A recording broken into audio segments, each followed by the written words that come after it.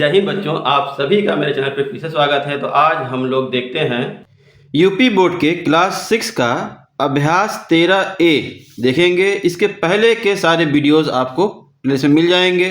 अगर आपका भी कोई प्रश्न है तो कमेंट कीजिए, मैं उस पर वीडियो जरूर बनाऊंगा। अगर वीडियो पसंद आए तो अपने फ्रेंड्स में जरूर शेयर करें। अगर आप मेरे चैनल पर पहली बार आए हैं तो कृपया चैनल को सब्सक्राइब कर लें, साथ में बेल आइकन को भी दबा दें ताकि आगे आने वाली वीडियोस की नोटिफिकेशन आपको सबसे पहले मिल जाए। तो चलिए शुरू करते हैं।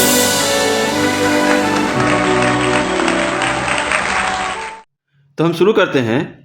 पहला प्रश्न है अभ्यास 13A का कि निम्नलिखित चित्रों को काटिए, प्रत्येक को दो भागों में इस तरह या इस प्रकार मोड़िए कि दोनों भाग सर्वांगसम हो। सर्वांगसम का अर्थ होता है एक चित्र दूसरे को एकदम बराबर बराबर ढक ले, ना उससे ज़्यादा हो ना उससे कम हो, एकदम सेम टू सेम बराबर हो। ठीक है, तो ऐसा करने के लिए हमें इसको अगर करना पड़े तो कैसे कर सकते हैं। तो मान लीजिए मैंने पहला एक आयत ऐसे काट के निकाल लिया। इसको हम दो तरह से मोड़ सकते हैं। एक तो या तो यहाँ से ऐसे मोड़ लेंगे, इस तरह से ऐसे, ठीक है, ऐसे मोड़कर ऐसे मिला देंगे तो ये बराबर हो जाएगा। तो पेंसिल से अगर हम करते हैं, इस पर निशान अगर डालते हैं तो देखिए यहाँ से या तो सीधा इस तरह से कर देंगे, ठीक है, या फिर आप कर सकते हैं इधर से नीचे से ऊपर कर देंगे तो भी बराबर हो जा रहा है, या फिर ऐसे कर देंगे, ठीक है। और नहीं होगा, अगर इसको काट के कहेगा कि काट के ऊपर रख दीजिए तब हो सकता है, ठीक है। यहाँ से काट देंगे अब मिला देंगे तो हो जाएगा, लेकिन काटने नहीं बोला, सिर्फ मोड़ने बोला। तो हम इस तरह से मोड़ सकते हैं, मतलब इसको हम ऐसे मोड़ सकते हैं इसमें इधर से की तरफ, या फिर इसको हम ऐसे मोड़ सकते हैं इधर की तरफ, ठीक है। अब ये वाला मान लीजिए वर्ग है जिसकी चारों भुजाएं बराबर हैं, तो हम उसको 20 से इस तरह से भी मोड़ेंगे तो ये बराबर हो जाएगा, या फिर इसको इधर से भी अगर मोड़ते हैं ऐसे करके तो भी ये बराबर हो जाएगा, चाहे, या फिर इधर से ऐसे मोड़ेंगे तो भी बराबर हो जाएगा, या फिर ऐसे मोड़ेंगे तो भी बराबर। आपको सिर्फ मोड़ के दिखाना है, ठीक है। जैसे ये है, हम इसको ऐसे करके अगर मोड़ते हैं तो भी ये बराबर हो जा रहा है, अगर इसको हम ऐसे मोड़ेंगे तो भी बराबर हो जाएगा। तो आपको मोड़ के दिखा देना है। अब ये है, ये सिर्फ 20 से ऐसे मुड़ेगा क्योंकि ये और ये बराबर है, ये बराबर नहीं है, तो समद्विबाहु त्रिभुज है, इसलिए सीधे ऊपर से ऐसे मुड़ जाएगा। इसको इसके साथ अगर मिला देते हैं, इस कोने को इस कोने में, तो हो जाएगा। और ये क्या है, वृत्त। वृत्त को हम, ये मान लीजिए केंद्र है, केंद्र से जाते हुए अनंत रेखाएं खींचकर इसको हम बराबर कर सकते हैं। इसको ऐसे मोड़ेंगे तो ये बराबर हो जाएगा। अब इसको ऐसे मोड़ेंगे, इसको इसको कर देंगे तो भी बराबर हो जाएगा, ऐसे करेंगे इसको मिलाएंगे तो भी बराबर हो जाएगा। मतलब इसको हम चाहें जितने तरह से मोड़ सकते हैं अनंत तक, ठीक है। अगर पूछ लेगा कि हम कितने जगह से मोड़ कर इसको सर्वसम बना सकते हैं, तो असंख्य जगह से या अनंत जगह से, ठीक है, कहीं से भी मोड़ सकते हैं 20 से तो ये हो जाएगा। इसको सिर्फ एक बार, इसको 4 बार, इसको 2 बार, 2 तरह से मोड़ सकते हैं। अब नीचे देखिए प्रश्न नंबर 2 में दिया है कि नीचे बने चित्रों को यदि बिंदुदार रेखाओं पर 2 भागों में मोड़ा जाए तो प्रत्येक के दोनों भाग सर्वांगसम हैं या नहीं। अपनी अभ्यास पुस्तिका में प्रत्येक के समक्ष हाँ या नहीं में उत्तर दीजिए। तो जैसे देखिए ये दोनों बराबर है, मोड़ देंगे तो बराबर हो जाएगा, तो लिखेंगे हाँ, ठीक है, इसमें हाँ लिखेंगे।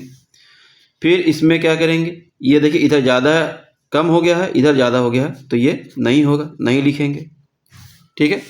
उसी तरह यहाँ देखिए ये और ये बराबर है तो लिखेंगे हाँ, ठीक है। फिर यहाँ पे देखिए ये और ये बराबर है तो लिखेंगे हाँ। फिर इसमें देखिए बराबर नहीं है, ये बड़ा है ये छोटा है, बराबर नहीं है तो नहीं। अब यहाँ देखिए 6 नंबर में ये भी बराबर है, ठीक है, ये 20 से गया है, ये भुजा इसके बराबर है, ये भुजा इसके बराबर है, और ये दोनों में है, ठीक है, तो ये इसके बराबर है तो लिखेंगे हाँ सर्वांगसम है। लेकिन ये बराबर नहीं है, ये छोटा है ये बड़ा है, तो ये नहीं है। अब यहाँ देखिए प्रश्न नंबर 3 में कहा है त्रिभुज को उनके कोणों के आधार पर वर्गीकृत कीजिए। तो हम जानते हैं कि त्रिभुज के 3 प्रकार हैं कोण के अनुसार। एक न्यून कोण त्रिभुज। जिस त्रिभुज के तीनों कोण 90 डिग्री से कम होगा वह न्यून कोण त्रिभुज कहलाएगा। तो हम देखते हैं इसमें कोई है, ये देखिए तीनों 90 से कम है, ये 30 है, 80 है, 70 है, तो तीनों कोण क्या है 90 से कम है, तो ये हो जाएगा न्यून कोण त्रिभुज। ठीक है, लिख लेंगे। अब क्या है, दूसरा है कि जिस त्रिभुज का कोई एक कोण 90 डिग्री का हो तो उसको कहते हैं समकोण त्रिभुज। तो यहाँ देखिए इसमें ये एक 90 डिग्री का है, इसलिए ये क्या हो जाएगा समकोण त्रिभुज। उसी तरह और एक त्रिभुज है, जिस त्रिभुज का कोई एक कोण 90 डिग्री से अधिक होगा या अधिक कोण होगा उसको हम कहेंगे अधिक कोण त्रिभुज। तो ये देखिए 90 डिग्री से अधिक है, तो ये हो जाएगा अधिक कोण त्रिभुज। तो हम समझ गए कि कोण के अनुसार त्रिभुज 3 प्रकार के होते हैं, न्यून कोण त्रिभुज, समकोण त्रिभुज और अधिक कोण त्रिभुज। तीनों हमने वर्गीकृत कर लिया। अब हम आते हैं, यहाँ पे लिखा है चौथे में, निम्नलिखित त्रिभुजों को उनके भुजाओं के आधार पर वर्गीकृत कीजिए। तो भुजा के आधार पर भी त्रिभुज 3 प्रकार के होते हैं। एक, जिस त्रिभुज के तीनों भुजा बराबर हो तो उसको कहेंगे समबाहु त्रिभुज। ठीक है, इसमें से देखते हैं जिसकी तीनों भुजा की लंबाई बराबर है कि नहीं। देखिए बराबर है, ये नहीं है, ये तीनों बराबर नहीं है, ये भी तीनों बराबर नहीं है, ये तीनों बराबर है। तो जब ये तीनों बराबर है तो इसको कहेंगे समबाहु त्रिभुज। जिस त्रिभुज के तीनों भुजा बराबर होते हैं उसको कहते हैं समबाहु त्रिभुज। ठीक है, एक हो गया। दूसरा, जिस त्रिभुज के कोई 2 भुजा बराबर होगी उसको कहेंगे समद्विबाहु त्रिभुज। ठीक है, जिस त्रिभुज की कोई 2 भुजा बराबर होगी उसको कहेंगे समद्विबाहु त्रिभुज। तो यहाँ पे देखिए ये भुजा और ये भुजा बराबर है तो ये हो जाएगा समद्विबाहु त्रिभुज। ठीक है, ये अलग है, ये दोनों बराबर है, तो समद्विबाहु त्रिभुज ये हो गया। अब देखते हैं जिस त्रिभुज की तीनों भुजा बराबर न हो उसको कहेंगे विषमबाहु त्रिभुज। जिस त्रिभुज की तीनों भुजा असमान हो उसे हम कहेंगे विषमबाहु त्रिभुज। तो देखिए ये तीनों अलग अलग माप के हैं, 2.6, 3 और 4 तो अलग अलग है। ये भी देखिए 2, 3.5 और 3, तो मतलब ये और ये दोनों जो हो गया वो हो जाएगा विषमबाहु त्रिभुज। ठीक, कर लेंगे। आगे देखिए 5वें नंबर में लिखा है कि नीचे 2 रेखाखंड दिए गए हैं, दोनों रेखाखंड सर्वांग सम है। ठीक है, बराबर है। यदि AB बराबर 4.5 सेमी है तो CD लंबाई क्या होगी। तो हम जानते हैं सर्वांग सम रेखाखंड की लंबाई हमेशा, या सर्वांग सम आकृति की लंबाई हमेशा बराबर होती है। तो उसके अनुसार AB अगर इतना है तो CD भी इतना ही होगा, तो इसके माप भी हम 4.5 ही लिखेंगे। ठीक है, इसी प्रकार हम 6 नंबर देखते हैं कि चित्र में ABCD एक रेखा पर स्थित बिंदु हैं। रेखाखंड CA बराबर रेखाखंड BD। तो ठीक है, क्या दिया है CA, तो यहाँ पे देखिए CA अगर बराबर है BD के तो CB और AD बराबर है कि नहीं। तो लिखेंगे हाँ बराबर है, क्योंकि AB जो है ये दोनों में आ रहा है। तो हम क्या लिखेंगे, तो यहाँ देखिए हम लिख लेंगे इस तरह से कि दिया है क्या दिया है कि CA बराबर है BD के। अब दोनों ओर AB जोड़ने पर तो क्या हो जाएगा CA प्लस AB और AB प्लस BD। ठीक है, इधर भी हम AB जोड़ देंगे BD। अगर इस तरह हम जोड़ते हैं तो हम ये CA और AB दोनों मिलके क्या हो जाएगा, देखिए CA और ए बी दोनों मिलके सी बी हो जाएगा। क्या हो जाएगा? सी बी हो जाएगा। तो लिखेंगे या सी बी बराबर, अब ये देखिए ए बी और बी डी, ए बी और बी डी ये दोनों मिलके क्या हो जाएगा? ए डी हो जाएगा। तो लिखेंगे बराबर ए डी के। ठीक है, बराबर हो गया। तो लिखेंगे अतः हाँ सी ए बराबर है ए डी के, क्योंकि ए बी उभयनिष्ठ है, उभयनिष्ठ। ठीक है क्योंकि ए बी जो है दोनों में है। आंसर ये पूरा हम लोग इस तरह से लिख लेंगे। आगे देखते हैं।